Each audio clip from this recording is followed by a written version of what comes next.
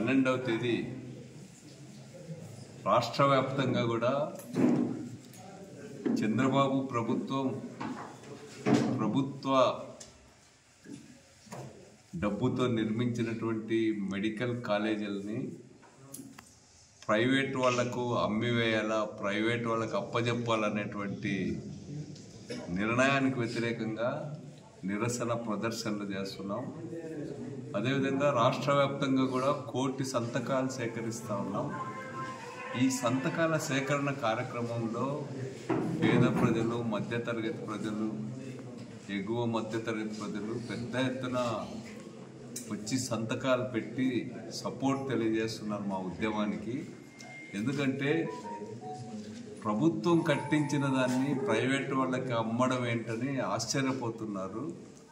ఇది పేదలకు, సామాన్యులకు మెడికల్ విద్యను దూరం చేసేటువంటి ఒక చర్య అని చెప్పి ప్రజలు భావిస్తూ ఉన్నారు. ప్రభుత్వ ఆస్తులు నిర్మించి సంపద సృష్టిస్తామని చెప్పిన చంద్రబాబు నాయుడు గారు ప్రభుత్వం వేల కోట్లు ఖర్చు పెట్టినటువంటి 17 మెడికల్ కాలేజీల్లో 10 మెడికల్ కళాశాలలను అమ్మివేయాలనేటువంటి నిర్ణయాన్ని ప్రజలు తీవ్రంగా వ్యతిరేకిస్తున్నారు. అదేవిధంగా వీటికి అనుబంధంగా ప్రభుత్వ ఆసుపత్రులు కూడా ఈరోజు తయారవుతున్నాయి.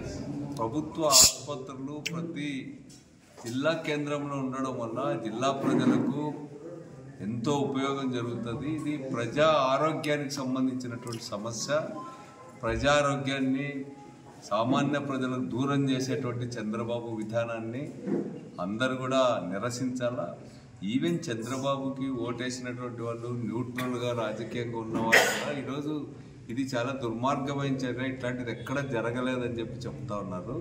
ఈరోజు కేంద్రంలో ఉన్నటువంటి నరేంద్ర మోడీ ప్రభుత్వంతో ఎంతో కృషి చేసి జగన్మోహన్ రెడ్డి గారు 17 కాలేజీలు ప్రారంభించినాడు. వాటిలో ఇప్పటికే దాదాపు 5 కాలేజీలు పూర్తయినాయి. మరో 2 కాలేజీలు కూడా పూర్తయ్యే దశకు చేరుకున్నాయి. యాక్చువల్గా జగన్మోహన్ రెడ్డి గారే ముఖ్యమంత్రిగా ఉంటే ఇప్పటికీ ఒక 1000-1300 కోట్ల 1200-1300 సీట్లు, మెడికల్ సీట్లు ఈరోజు ప్రజల్లోకి అందుబాటులోకి వచ్చేటివి. ఆ విధంగా ప్రజా ద్రోహం ఇది. ముఖ్యంగా వైద్యాన్ని కూడా ప్రజలకు దూరం చేసేటువంటి చర్య ఇది. ఇప్పటికే ఆరోగ్యశ్రీని నిర్వీర్యం చేస్తూ ఉన్నారు. ఆరోగ్యశ్రీని ప్రైవేట్ ఇన్సూరెన్స్ కంపెనీలకు అప్పచెప్పేటువంటి కుట్రలు చేస్తూ ఉన్నారు. జగన్మోహన్ రెడ్డి గారు ఉన్నప్పుడు ప్రజా ఆరోగ్యాన్ని చాలా ప్రాధాన్యత ఇచ్చి స్ట్రెంగ్తన్ చేసినాడు. దాదాపు 50,000 నర్సింగు, అదేవిధంగా డాక్టర్లు వీళ్ళందరినీ కూడా నియమించడం జరిగింది జగన్మోహన్ రెడ్డి గారు. 0 వేకెన్సీ విధానంతో ముందుకు పోయినాడు. అంటే ప్రభుత్వ వైద్యం, అదేవిధంగా ప్రజల ఆరోగ్యాలకు జగన్మోహన్ రెడ్డి గారి ప్రభుత్వం ఎంత ప్రాధాన్యత ఇచ్చినాడో 50,000 ఉద్యోగాలు ఈరోజు ఫిలప్ చేసినాడంటేనే వైద్య రంగంలో మనకు అందరం కూడా అర్థం చేసుకోవచ్చు. వాటన్నింటిని కూడా ఈరోజు పట్టించుకోవడం లేదు.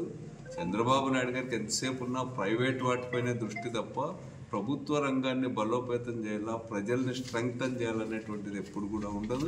అందుకని ఇది ప్రజారోగ్యం మా హక్కు, అదేవిధంగా ప్రభుత్వ కళాశాలలు మా హక్కు అనేటువంటి నినాదంతో ఈరోజు ప్రజలందరూ కూడా స్పందించాలా, అందరు కూడా రావాలని. 1 కోటి సంతకాల సేకరణ కూడా చాలా వేగంగా జరుగుతూ ఉంది.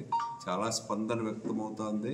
ప్రజాభిప్రాయాన్ని గుర్తించి ఇప్పటికైనా చంద్రబాబు ప్రభుత్వం వెనక్కిపోవాలా. అంతేకాకుండా ఈరోజు బీజేపీ వాళ్ళ వైఖరి చెప్పాలా. ఈరోజు వాళ్ళు కూడా కేంద్ర ప్రభుత్వ షేర్ కూడా ఉంది 17 మెడికల్ కళాశాలల్లో.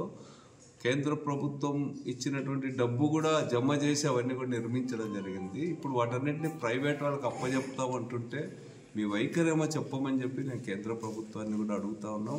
కూటమి పార్టీలన్నీ కూడా తమ అభిప్రాయాలు స్పష్టంగా చెప్పాలని చెప్పి ఈ సందర్భంగా డిమాండ్ చేస్తాను.